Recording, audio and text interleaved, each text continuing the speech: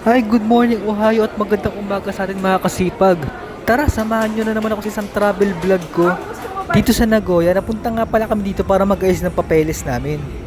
At dahil sa medyo maraming tao ngayon, inabutan kami ng lunch break.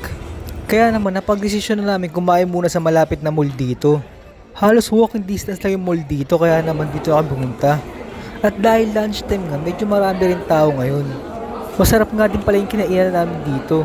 Typical siya ng pagkain dito sa Japan. Meron na siyang main course, appetizer at dessert. At tamang-tama din siya sa presyo niya kasi hindi naman siya ganun kamahal. Naghintay nga lang pala kami ng mga ilang minuto sa waiting area nila. Kasi gaya nga nasabi ko, medyo maraming tao ngayon gawa ng lunch. At after ng mga ilang minuto, pinapasok din naman kami sa loob.